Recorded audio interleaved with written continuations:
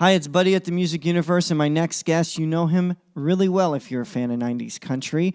His name's Neal McCoy. He's got hits, Wink, No Doubt About It, You Gotta Love That, and many more, and he's back with a brand new single. It's called Take a Knee, My Ass, and it takes on the National Anthem protests. And Neal, thanks for joining me this pre-Thanksgiving morning. I hope you're doing well, and please tell us about the song. Oh, well, I appreciate it. A guy named, I'll start from the beginning and I'll give you the cliff notes. I promise I won't talk that long. But no worries. A friend of mine named Gloria Barron heard the song. She went out to a music get together with Red Steagall and Dan and a couple other folks. And she heard this songwriter named Dan Roberts who wrote it. He had just written it. So he got up and said, I want to try something out on y'all. He played the guitar, just acoustic, and sang through it. And it opens with, I pledge allegiance to the flag of the United States of America. Well, she knows, I've known her a long time, and she knows my passion for patriotism and our respect for the flag. And she knows that for later on this morning, it'll be 685 days in a row I've done Pledge of Allegiance on my Facebook Live page. And so she knew that. So when she heard the song, she called me and said, well, there's a great song Dan Roberts wrote, and she told me a little bit about it. I said, well, have him get it to me. I said, I'm not recording. I'm not at the top of your radio's listening chain, but I'd love to hear it. And she sent it to me and the phone number, and I heard it, and I called Dan, and I said, man, this would be fun for me to at least record and put up on my Facebook page and see if we can get some support from those guys and girls that believe in the same things we do. So he sent it to me. I had not had a chance to record it yet, but I played it for my band in Branson, Missouri, right before we went on, and they played it, and I performed it for the audience in Branson, and that's the video now that has a little over 4 million views. And I was even reading the lyrics during it because I didn't want to screw that up. So, and then I went Facebook Live, just doing it for my little followers, and somehow they shared it, and it kind of became viral. And then we thought, well, we'll just go in studio and cut it, and now it is what it is. That's fantastic, because I've been waiting for someone to come out with a song or something just going after these people, because it's so disrespectful. I come from a military background too, and I'm highly offended when you take a knee. Well, I am too, buddy, and I'm glad to hear you say that. I appreciate it, but I understand not everybody feels the same way that we do. You and I do, but sure. And I try and tell people, I said, it's not about protesting. Everybody has the right to protest, and people protest all the time with rallies and marches and different things. And I said, it's just the time. And I mean, it's a pretty simple thing, the time and place of it. When for over 100 years, people have gathered for games and different functions where we sang the national anthem. And it's kind of a treasured moment for what I thought was everybody. Come to find out, I guess it's not for everybody, but I thought it was kind of a treasured moment that people knew that this is the time. We're fixing to do this, and we're going to, whether we're saying the pledge or the national anthem, we're going to respect our flag. If we can, put our hands over our hearts, stand if you can, and pay attention. And so when Colin about a year ago took the knee, I thought, man, that's pretty crappy. And I found out what he was protesting, racial inequality and stuff like that. And I said, I get his protest, and I can see a little bit of that. I said, but man, just during the national anthem, and I think it just became a lightning rod for a lot of people that have had from military backgrounds like yourselves, and new people that have fought and not necessarily died, but certainly been injured and just served their country. And so you're right. I was waiting too. I thought somebody would say something, and no one, people were saying stuff, but no one ever came up with a song. And maybe, buddy, maybe they were smarter than I am, because now I put it out. I'm getting the angry people. I won't call them haters, but they sure act like they hate me and my entire family because of it. So right. maybe people thought, well, if we won't put ourselves through this. So, but I just thought it was a great song. I recorded it, and it just took a life of its own, and it's turned into what it is. I certainly didn't mean for it to. I'm happy that it has, but if I can be the mouthpiece, I'll take it. oh, yeah, absolutely. There's always going to be those people, of course, and you're right. As far as there's a time and a place for it, the national anthem, definitely not one of them. It just shows disrespect rather than protest. Me too, exactly. That's a good way to put it. Right. Well, matter of fact, I'm going to use that in my next interview, but I'm not going to tell them that you came up with it. No worries. You can have it. You can have it. All right. And you mentioned today is day 685 of consecutive days of reciting the Pledge of Allegiance on Facebook every morning. Yes, sir. I appreciate it. Facebook Live page. You bet. Yeah. How did that come about? It started, when it started 684 days ago, Facebook Live was not around. So I had seen what was going on with the presidential race. At the time, I think there was 3, maybe 4 people still on the Democratic side, probably 11 or 12 people on the Republican side. And I was already seeing what was going on.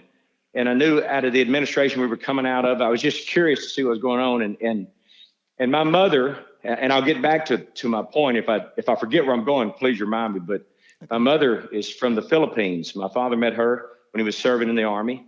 And so when she raised us kids, as she raised us kids in the United States of America, she always tried to teach us and tell us that I come from a country without all these freedoms that you kids are having. So be respectful, be appreciative, honor your flag, honor this country.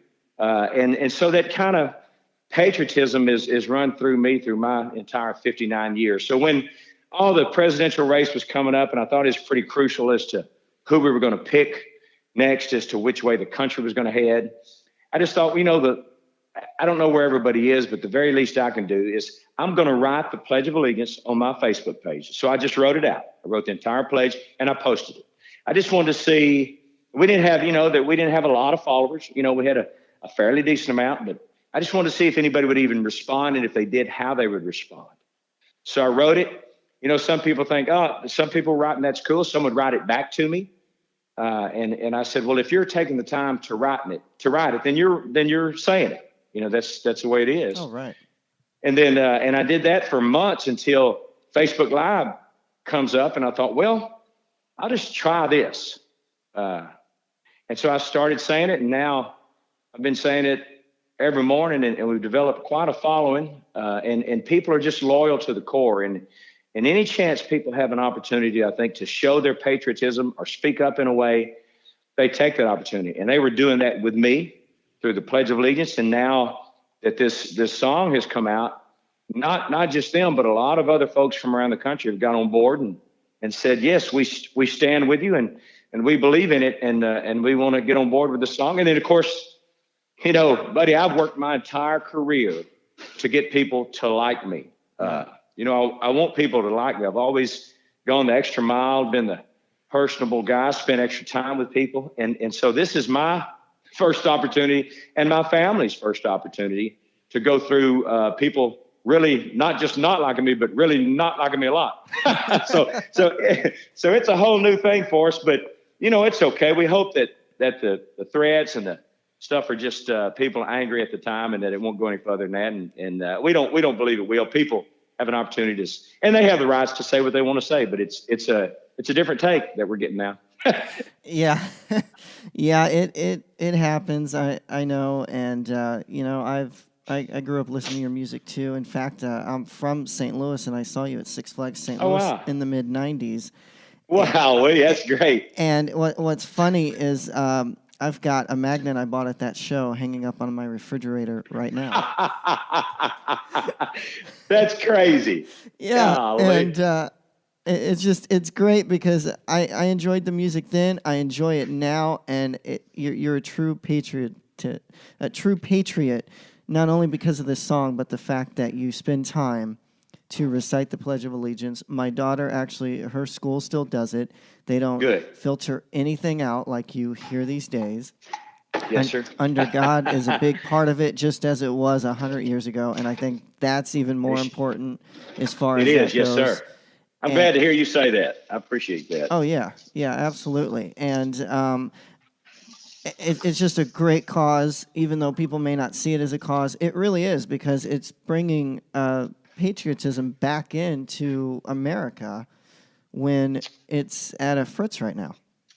It is, and I voted for President Trump. I didn't know exactly. I don't agree with everything he says or does. Right. But I believe I believe he loves this country, and I believe he wants patriotism to stand tall. And so I'm for that. Other things he's doing, I may not agree with everything, but as a rule, I love what he's trying to do, getting our country back on the patriotic side as opposed to where it had been for a little while. And so I'm pulling for him, and I appreciate you recognize what I'm trying to do. A lot of people, they see or they hear the song and they just think, oh man, this guy, he's just a racist and an idiot. And and I get that. I've been accused of both of those, I'm sure, before. Right. But I just appreciate somebody that listens and listens to the entire story and lets them know that I'm just trying to. I understand the right to protest, just not during the anthem. Doggone it. Pretty simple stuff. Amen to that. And I'm with you as far as being called racist and everything, just because I disagree with the liberalism going on in the world. Yes, sir. That's right. But we don't have to go there. In fact, amen. Right. Yeah. In fact, you're about to shop a new reality show called Neal McCoys America. What can we expect in this show? Well, this originally it was just me traveling around the country, talking to people, finding out inspiring stories, giving them a glimpse into our home life, our little road life with my band and stuff. And running across people that I think are making differences in people's lives, no matter how small or how big that may be. And I just want to tell those stories. And so that's kind of what it's about. It's covering me. It's covering a little bit of we'll visit my son, who is 23 years old and just moved to Hollywood and is pursuing his acting career. Oh, nice. Yeah, I think it is. I don't know. The jury's still out, but people have said that same thing to me. Your jury's still out too. I said, yeah, I guess you're right, but we're surviving. And that's about it. But now that this song has come along, I'm not sure. I don't know if it's going to help us or hurt us when we try and shop and we sure have, in some of the stories that we've got for our reality show, there's a lot of military stories of people that are doing wonderful things. But now this song has come out. I don't know if everyone will expect just military stuff, because it's titled Neal McCoys America, but that was before the song came about. So I'm not sure if people are going to show more interest or less interest, because they may think, well, we don't need American military stories all the time. Right. And that's not what the show's going to be. But because of this song, they may think that what it is. So hopefully they'll at least let us in the door and show them a sizzle reel. But we'll see. I don't know. Well, I look forward to it either way. I think it's Thanks. A great title because in reality, it's all of our America, and it's your take on it. Sir. Talking with people, and I think it'll be great. Hopefully someone will definitely pick it up, even if it's a streaming network. I think it would be a great addition to lineup, and hopefully we'll all be able to see it. I hope so, too. Well, if you know anybody, buddy, send them our way. Well, I wish I did, and I definitely would if I find out anyone. But it'll be great. So hopefully someone will give you the chance there. And I know some other country stars have had, Craig Morgan has one, and he's very military as well. And so, anybody listening, give Neal a chance and get this show on the air. That's right. I appreciate that, buddy. Absolutely. Now, your charity, your East Texas Angel Network, what's going on with that? Man, it's full steam ahead. It's a foundation my wife and I started 23 years ago to help children in our Northeast Texas area with life-threatening, life-challenging illnesses. And I appreciate you even let me talk about it. It's something we believe in our hearts. We have a 23-year-old son that is perfectly healthy, but we understand that there's a lot of families that it's not the circumstance for those. They've been born with children that are very sick.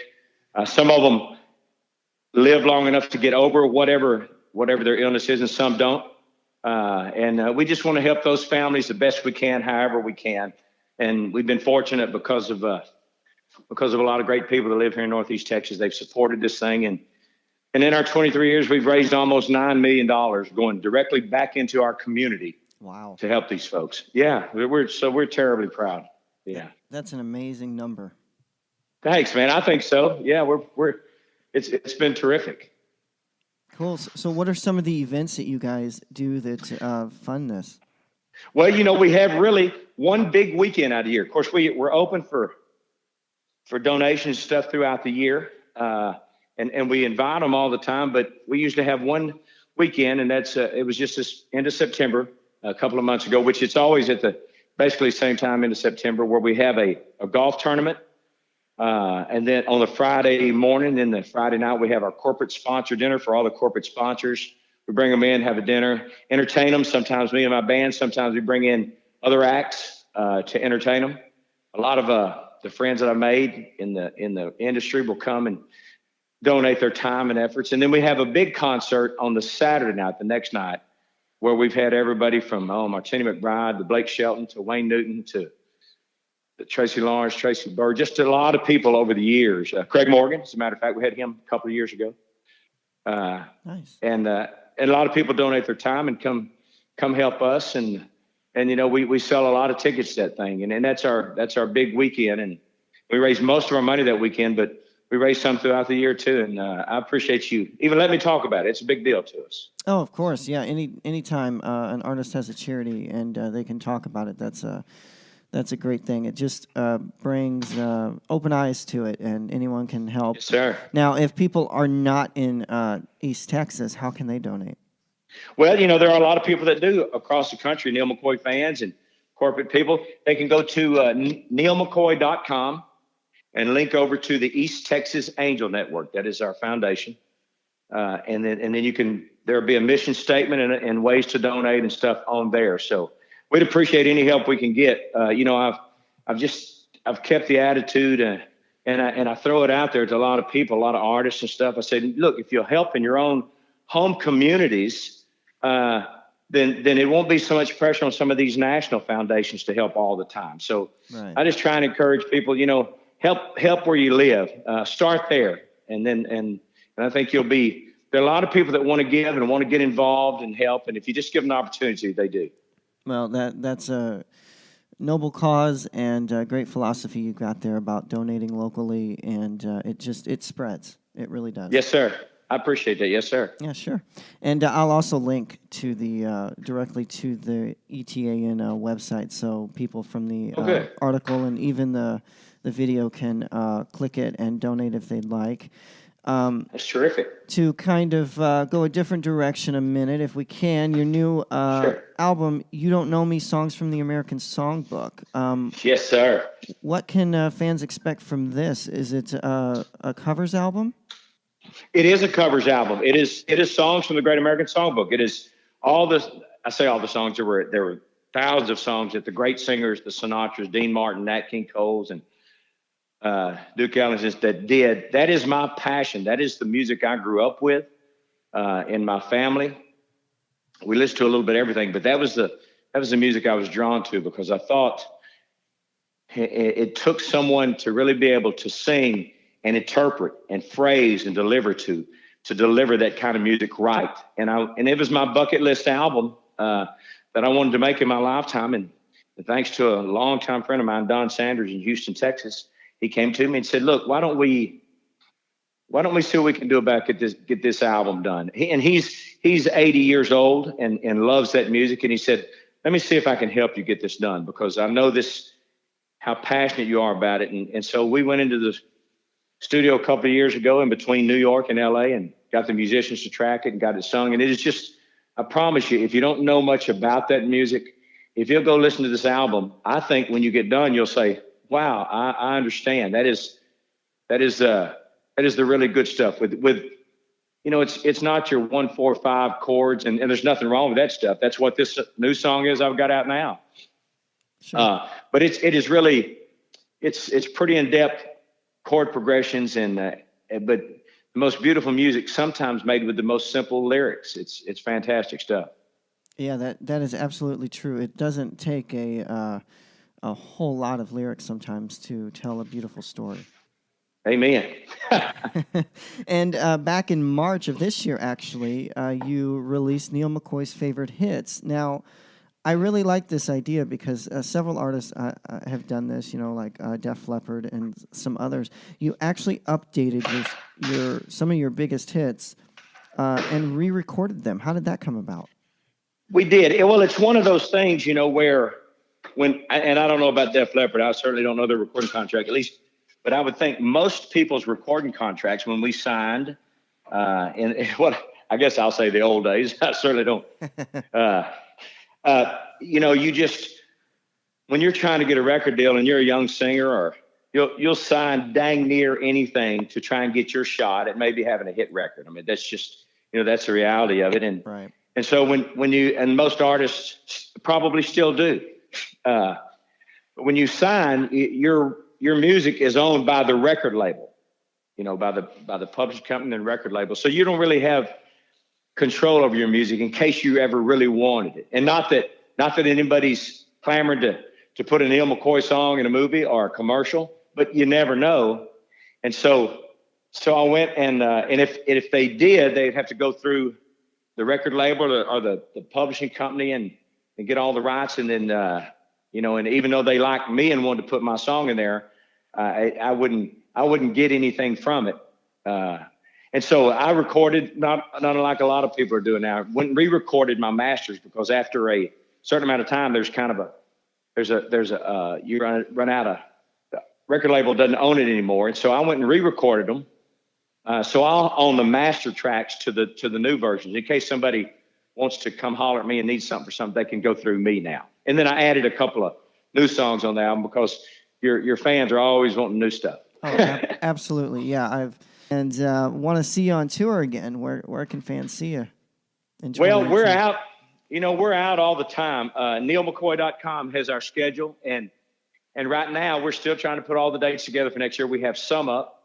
But, we're still out here close to 200 days a year on the road doing 100, 110 shows. So we're working, and it's funny because now that I put the song out, and I get it, the assumption is if somebody doesn't hear you on the radio, and they're not playing a lot of Neal McCoy music on mainstream radio anyway, and you don't come tour next, where they can find out that you're around, then everybody thinks you've just quit or retired. Right. And I get that perception. But we're out working. So we won't, now that this little old song is kicked in, people are writing, well, that has been, didn't he have a hit out in the 90s and all that kind of stuff? What's he doing now? I hadn't heard from him. And I get that. And so I don't take that offensive at all. I understand if they haven't, since they haven't heard me on the radio and I hadn't played kind of close to their town, they do think I've quit. But I promise I haven't, because when we were having hits in the 90s, I made sure that we put on a great show every night and treated people nice. And every person, from the caterer to the stagehands to the fans to everybody we come in contact with. And I learned a long time ago, if you'll do that, just be nice to people and put on a great show, you can work a long, long time. And we've proven that. Oh, yeah, absolutely. Now, a favorite of mine, and I'm not really a rap fan, but I do love hillbilly rap. Do you still perform that live? I do, yes, sir. It's it's crazy, because once people have seen us, if we've done it in the show, and we've done it in most shows, they want to hear it again.